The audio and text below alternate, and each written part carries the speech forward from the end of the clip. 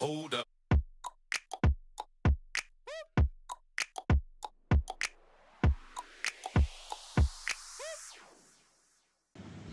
I hope you're having a great day, and I hope you're staying safe at home. Today I want to go over and over how we can build solid lung health. It's the need of an hour, not just now. Before the pandemic, it was the need of the hour. After the pandemic, it's going to be the need of the hour. We cannot function without healthy lungs. Or we can, but we reduce the quality of our life. Our lungs are responsible for life, respiration, oxygen, carbon dioxide exchange. If it doesn't work, we reduce the quality of our life. If it ceases to function, we don't live anymore. Now, there are simple things that we can do. And one thing that we've learned over the last 8 years with our COPD patients, with our patients of asthma or any lung condition, from lung cancers to asthma to COPD, the one thing that we've learned, the commonality amongst most of these patients, they become very sedentary because of their fear of gradually exercising, because they start to feel a little bit breathless.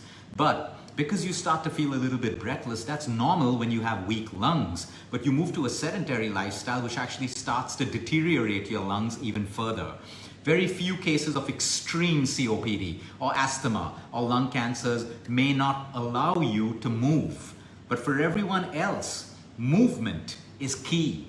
Gradual exercise, even if it's 5 minutes, building it up to 10 to 15. And this has been scientifically documented in the European Respiratory Associations. Over and over again, since 2004, they've been publishing scientific articles, and they call it move to activity buttons. We have to reset the move to activity. The more activity you have, the stronger your lungs. This is for people with lung conditions or people without lung conditions. If you're looking at protecting and building strong lungs, we need more activity. Whether you're climbing, whether you're bending, whether you're doing yoga, whether you're doing asanas, whether you're walking, exercise is required for your lung health. And this is something which is inexpensive and free to us. No one's saying you got to go to a gym and lift heavy weights and all of that stuff if you don't want to. We're talking about simple action. Today, my lungs allow me activity of 5 to 10 minutes and I feel comfortable. Tomorrow, as it gets stronger and stronger, I can do 15 minutes and then 20 minutes. That shows you that your lungs are getting stronger. So number one at the top of the list of building solid lung health is activity, activity, activity. Start off slow. I like to tell my patients 30 minutes after breakfast, lunch, and dinner, keep 10 minutes to walk. Just 10 minutes to walk. That works great for your diabetes and your blood sugar levels as well as your lung health. It just makes it easier for you to plan it. And in those 10 minutes, plan to listen to music, make some calls, listen to podcasts. That 10 minutes will fly by. But if you are sedentary, your lung health will deteriorate, especially if you have a condition. Extremely important. We have patients who are even on oxygen cylinders because of COPD, which is advanced. And even then, we get them to walk for 5 or 10 minutes. Just walk across the room 3 or 4 times. Of course, it depends on the patient's capacity. And you can see over time that their dependency on oxygen gets lesser and lesser. Let's move to our next powerful tool to build healthy lungs. Pranayama. Call it whatever you want, pranayama, deep breathing, whatever it is. The same way you exercise a muscle, you need to exercise the lungs. How do we do that? We can't lift weights for our lungs, but we can breathe. Every time we do different kinds of breathing exercises, different kinds of pranayamas that are just not good for your lungs, but everything from your thyroid to your blood sugar levels to your stress levels, simple deep breathing, simple diaphragmatic breathing, simple box breathing. All of these. I'll post a couple of videos. We did a 3-day event of morning breathing exercises. If someone from my team can post that, that'll be great so people can learn these simple exercises that don't take you more than 10 minutes in the morning. In my previous video last week, I shared scientific data of how they've shown documented studies of metastatic lung cancer patients, how they can improve with breathing exercises. So take your chemo, do your radiation, do everything. But guess what? We have another mechanism that can possibly work for us. Breathing. Deep breathing exercises to make our condition better. Now let's move into the foods and lifestyle part. Fruits and vegetables, scientifically documented to help you build lung health because they contain flavonoids, quercetin, different vitamins that we're going to talk about that help you generate lung health. In fact, there are documented studies of asthmatic and COPD patients that when you increase the servings of fruits and vegetables, the wheezing and the inability to breathe the right way actually also decreases. So we know we want to aim for a balanced diet. But then, Luke, there are so many people saying that we need to give up fruits and certain kinds of vegetables to lose weight. Well, if losing weight is your only goal in life, you're going to lose the weight and you're going to lose your health at some point or the other. Lose your weight without losing nutritional support to your system. People today tell you that fruits make you fat, so you're scared. Of course, if you overdo it on fruits, if you have a fructose intolerance, you're eating fruits all day and you're not working out, you don't put on weight because you eat fruits. Okay, just break that ridiculous piece of information right now. Although science will cleverly show you, reduce your fruits, diabetes will get better. Reduce your fruits, reduce your carb intake, you lose weight. Yes, it's true.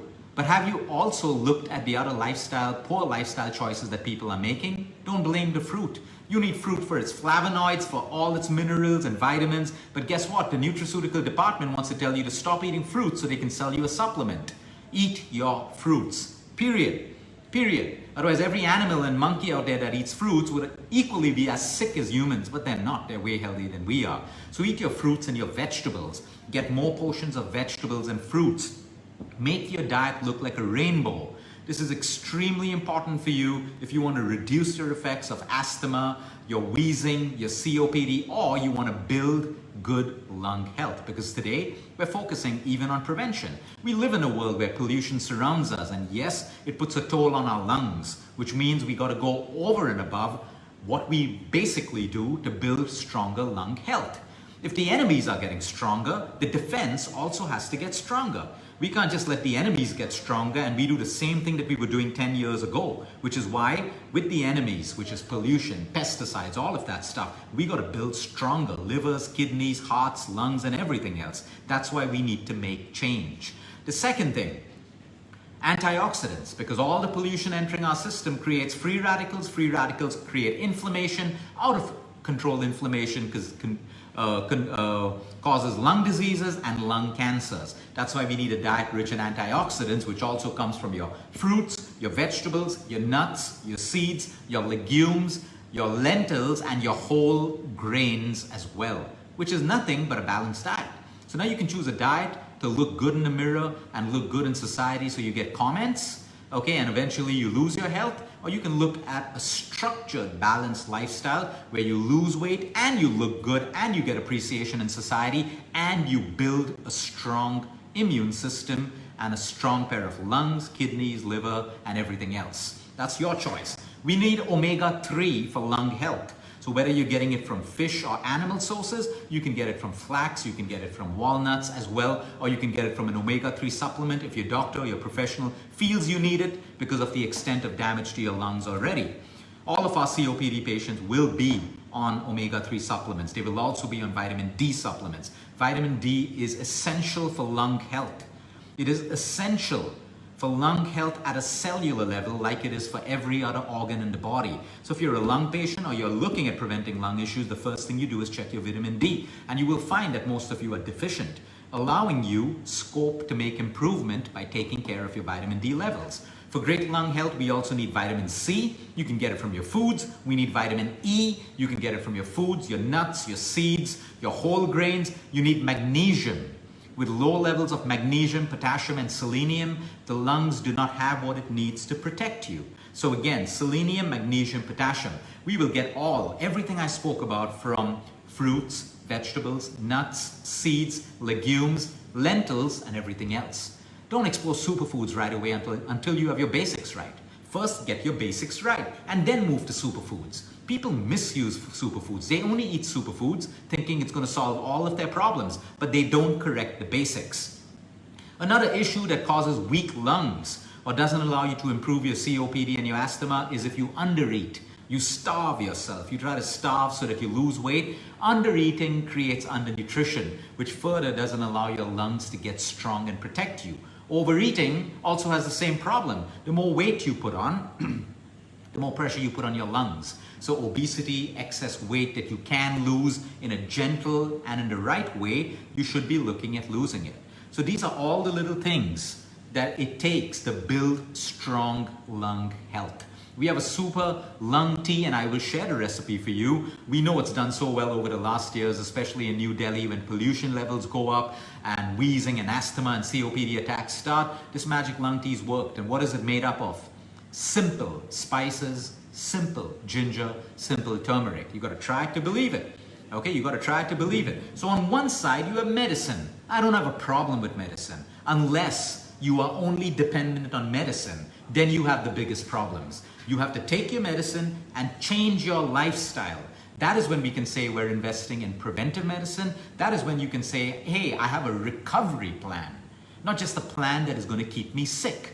Not just a plan that treats my symptoms and soon I have side effects because of the primary medication. The choice is yours. Everything I told you about doesn't cost you money. It costs you time, a little bit of effort, a little bit of discipline, and a little bit of consistency.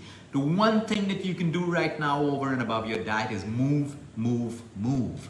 Climb 5 steps, climb 10 steps. It is so important for you because more than nutrition and lifestyle, all the science moves towards movement, movement, movement to keep these lungs strong. Have a great day, everyone. Until next time, eat smart, move more, sleep right, and breathe deep. And remember, you care.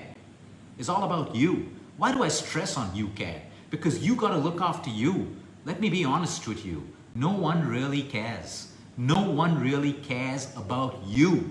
You got to care about you first. First, people care about profits, everything else, marketing and everything else. I'm not against it. But if you think people really care about you, very, very few people will care about you, which is why we move to action. Instead of saying life is not fair, we start to look after ourselves. We start to care about ourselves. And that's why we say you care is all about you. Have a great day, everyone.